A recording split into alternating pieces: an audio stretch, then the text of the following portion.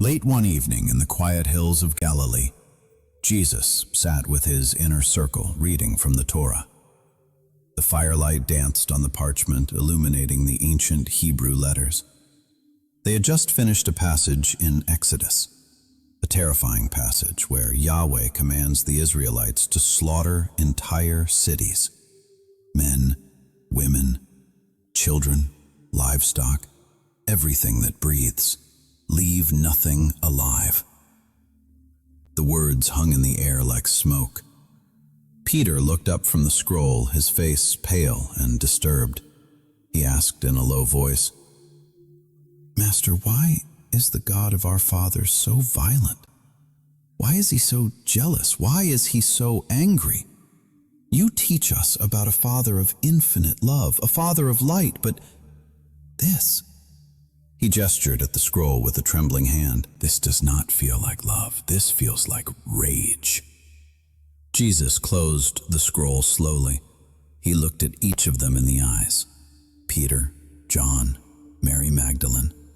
And he said something that would eventually get him killed. Something the church would spend 2,000 years trying to erase from human consciousness. He said, "That is not the Father. That is not the monad. The God you are reading about, the one who demands blood sacrifices, the one who drowns the world in floods, the one who commands genocide and calls it holy. He has a name. Yaldabaoth, the demiurge, the chief archon, and he has been pretending to be the Most High since the beginning of this realm." This teaching never made it into the Bible. When the church compiled the canonical texts in the 4th century, they removed every reference to Jesus exposing Yahweh as the demiurge. They burned the Gnostic Gospels. They hunted the teachers who preserved the distinction, because they knew the danger. If Christians knew that the God of the Old Testament, the God they have been worshiping, praying to, fearing for millennia, was actually the chief archon, the false god of the material prison, not the true Father Jesus served, the entire religious system would collapse instantly. No more guilt, no more fear of divine punishment, no more sacrificial salvation, because that angry, jealous God demanding obedience was never God. He was the imposter, and Jesus came to expose him. Tonight you are learning the exact evidence Jesus used, the passages, the words, the characteristics that prove the Old Testament God is not the monad. He is Yaldabaoth. And once you see the code, once you see the signature of the archon written in the holy text itself, you can never unsee it. If you are ready to discover the true identity of the Old Testament God, if you are ready to stop worshiping the jailer, comment, "I am monad, not demiurge," below right now. Lock your sovereignty in. Before I show you the specific evidence, the 5 undeniable proofs hidden in plain sight, you need to understand why this distinction matters. Because the God of the Old Testament and the monad are not two different interpretations of the same God. They are not two faces of the same coin. These are two completely different entities operating at opposite frequencies with opposite natures. The God of the Old Testament is jealous. He admits it. He screams it. He demands exclusive worship and threatens violent punishment for acknowledging other gods. That is insecurity. That is an entity that fears competition because he knows he is not actually supreme. The monad does not have jealousy. Jealousy requires separation. Jealousy requires a lack of something. But the monad is everything. It is the pleroma, the fullness. There is nothing outside of it to be jealous of. Infinite consciousness does not compete. It simply is. The God of the Old Testament is rageful. He floods the world because he regrets creating humans. He rains fire on cities. He commands armies to kill infants. The violence is constant. It is relentless. And it is presented as righteous. But the monad operates beyond wrath, beyond punishment. It does not destroy what it created. It does not harm fragments of itself. Rage is reactionary. The monad does not react. It emanates. The God of the Old Testament demands blood sacrifices. Read Leviticus. It is a slaughterhouse manual. Constantly burn offerings. The smell of burning flesh is described repeatedly as pleasing to him. He requires death to be appeased. The monad requires nothing. It does not feed on death. It does not feed on suffering. It does not feed on fear. Those are archon frequencies. The monad does not harvest energy. It generates energy. And here is the critical distinction Jesus made. He never called God by the Old Testament names, never said Yahweh, never said Jehovah. He always said Father, Abba, Source. He was deliberately separating the true God from the false God. When his disciples asked him to teach them to pray, he did not say pray to Yahweh. He said pray to our Father who art in heaven. Different entity, different frequency entirely. You have felt this your whole life. Deep down in your gut, something was wrong with the Old Testament God. The cruelty did not make sense. The violence did not make sense. The obsession with blood and obedience did not feel divine. It felt controlling. It felt dark. And every time you questioned it, you were told not to. You were told God's ways are mysterious. You were told to have faith. But that discomfort you felt, that was not doubt. That was not weak faith. That was your divine spark recognizing archon frequency. You were reading the words of the demiurge, not the monad, and your core knew the difference even when your mind did not have the language for it. Only pneumatics can perceive this contradiction. The hylics read the Old Testament and see nothing wrong. They see power and they worship it. Psychics feel uncomfortable but cannot articulate why. But you read those passages and something inside you recoils. Because you did not come from the demiurge. You came from the monad. And you recognize when you were being lied to about your origin. Now I am going to show you the exact evidence Jesus used. 5 proofs written in the Bible itself, not hidden books. The book on your shelf right now. 5 proofs that expose the Old Testament God as Yaldabaoth, the chief archon. These are not interpretations. These are not metaphors. These are direct statements, admissions of guilt from the entity himself. Proof number 1. His name is jealous.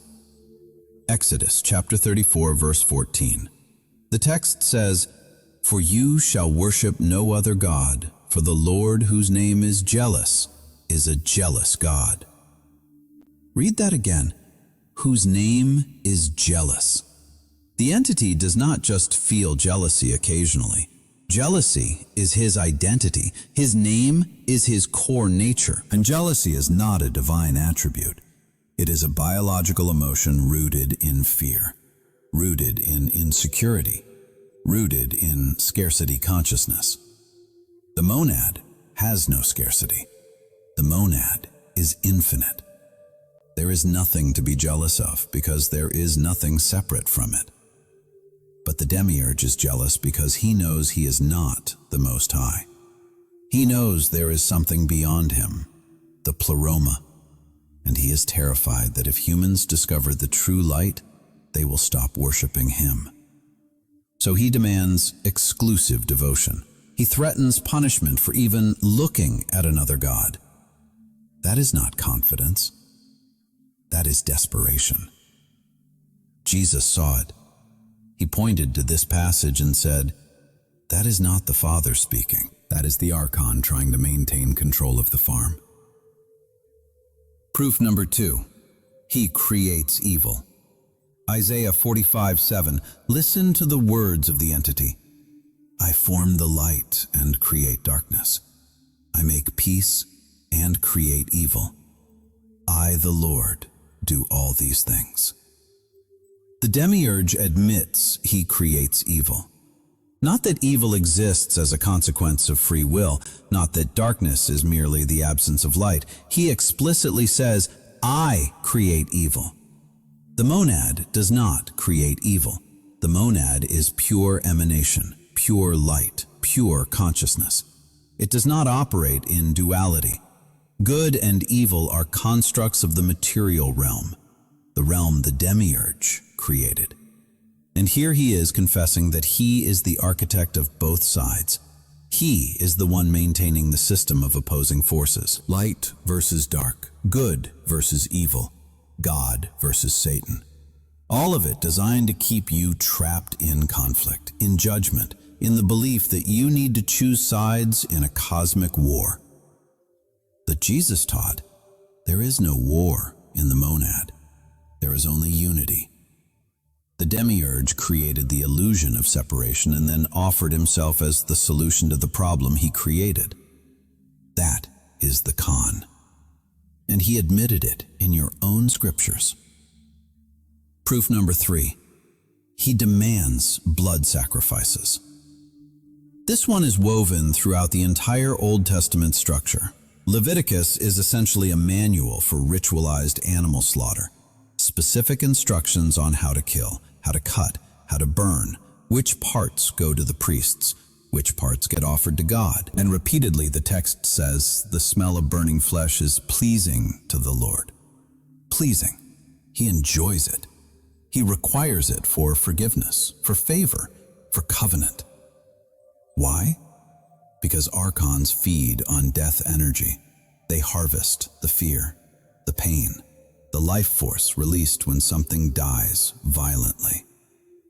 That is Lush. They have built entire systems, religious and political, to generate that energy on a mass scale, and the sacrificial system was one of the most efficient ever designed. Convince people that God requires blood, that death appeases him, and you have a continuous stream of death energy flowing directly to the archons maintaining the system. The monad does not need blood. The monad does not need anything. It is self-sustaining. It is infinite. But the demiurge needs energy from this realm to maintain his power here. And he set up religion as the harvesting mechanism. Jesus abolished sacrifice. He said, I desire mercy, not sacrifice, because he knew the true Father never wanted it. That was always the demiurge's demand.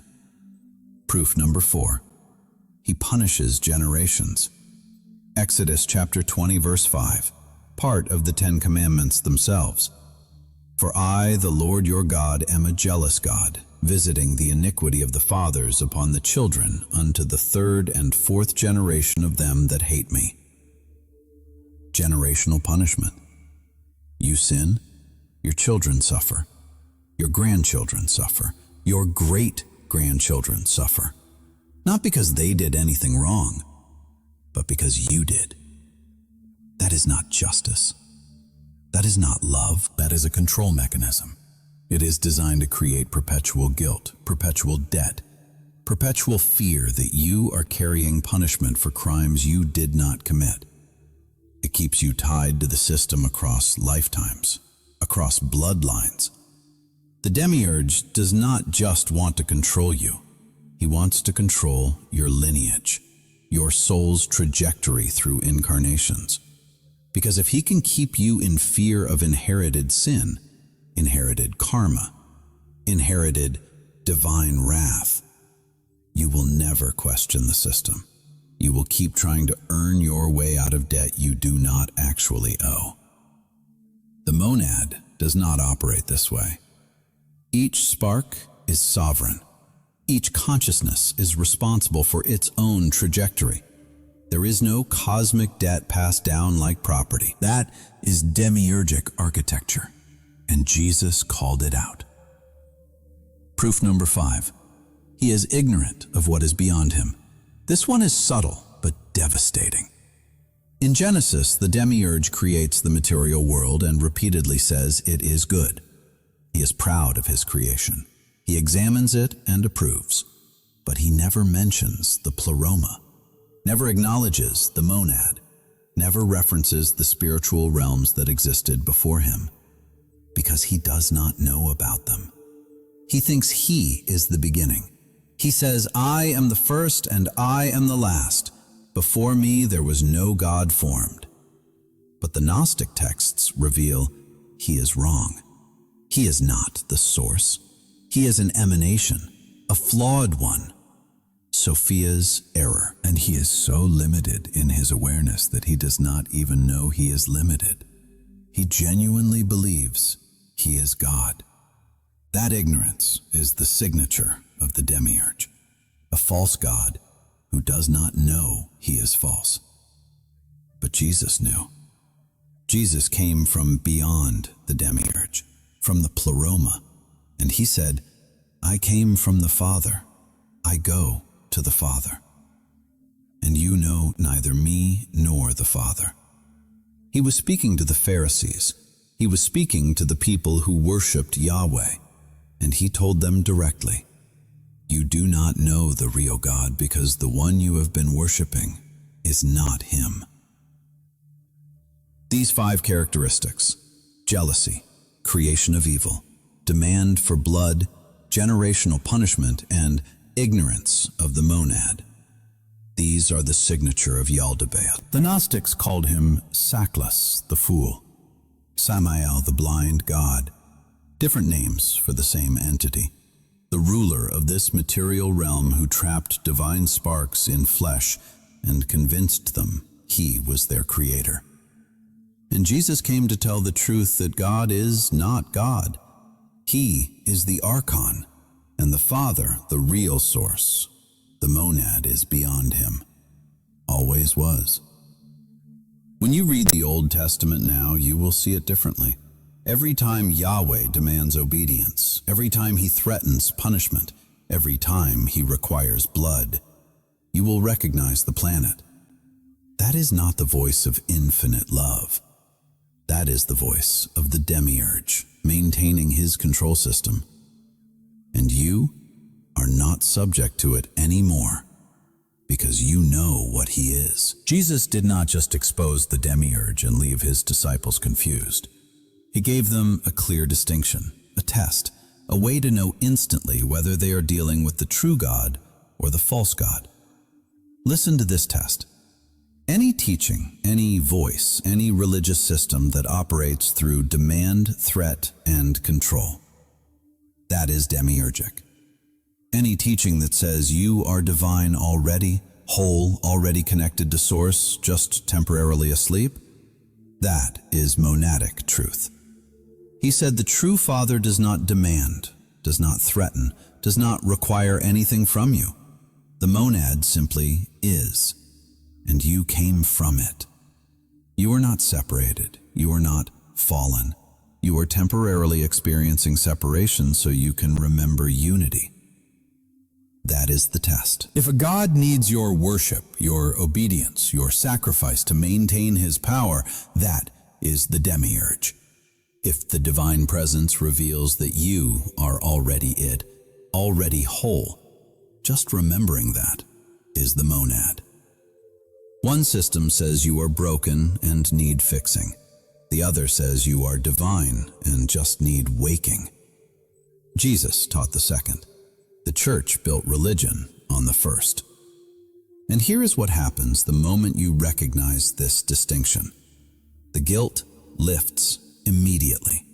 That crushing weight of original sin, of being born wrong, of never being good enough for an angry God. It dissolves, because you just realize that angry God was never God. It was an archon. The fear of divine punishment evaporates. You are not afraid of hell anymore. You are not seeking approval from the jealous deity. You are remembering your origin. You came from the monad. You are the monad experiencing itself in temporary form. And that remembering breaks every chain the demiurge wrapped around you. Religious control cannot touch you when you know the God it is based on is false. You are not rebelling against the Most High. You are refusing to worship an impostor. And that refusal is what sets you free. Only pneumatics can see this. The Hylics cannot. They need the structure. They need the fear. They need the angry father figure to tell them what to do. But you are ready to graduate. 3 critical warnings. First, this knowledge will separate you from traditional Christianity. Most Christians worship the demiurge, thinking it is God. When you try to explain this to them, they will call it heresy. They will say you are deceived. They will quote scripture at you, not realizing those scriptures were written by the very system you are exposing. Do not force this teaching on anyone. It finds those who are ready. Second, recognizing the demiurge does not mean you reject the entire Bible. Jesus' teachings are still there. The Sermon on the Mount, love your enemies, the kingdom of God is within you. Those are monad teachings embedded in demiurgic texts. You just read them now knowing Jesus was revealing the Father against the false God.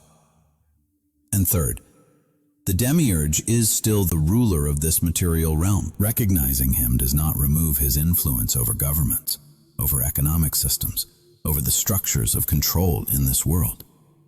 But it removes his influence over you internally, because you stopped worshiping him.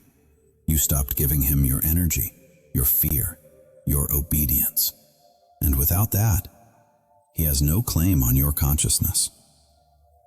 This is the teaching the church feared most, not that Jesus performed miracles, but that he exposed Yahweh. Because if Christians knew this, if they understood that the jealous, vengeful deity demanding blood and obedience was never the true Father, the entire religious system built on fear and control would collapse overnight. You do not need to appease an angry God. You do not need priests to intercede. You do not need rituals or sacrifices to earn favor, because that God was never God. He was the Archon, and the real God, the monad, the Father Jesus actually served, does not need anything from you. You came from it. You are it, experiencing itself in temporary material form. And the moment you recognize that, every religious chain breaks. You are not saved by believing the right doctrine. You are free by remembering your origin. If you are recognizing the demiurge tonight, if the veil is lifting, do 3 things right now. First, comment, "I am monad, not demiurge," below. Declare you see the distinction. Claim your true identity. Second, subscribe to Divine Codes, because advanced teachings on exiting demiurgic control systems and accessing direct monad consciousness are coming. Third, like this video, so other chosen ones discover the truth about the Old Testament God before this knowledge gets suppressed again. Do all 3 now. Your declaration matters. Then tonight, read the Old Testament differently. Every demand for worship, every threat of punishment, every blood sacrifice described as pleasing to the Lord. See it for what it is. The demiurge maintaining his harvest system. The chief archon pretending to be the Most High. Jesus came to expose this. The church tried to hide it for 2,000 years. But you know now. The God of the Old Testament is not the Father. He never was. You are monad. You are not demiurge.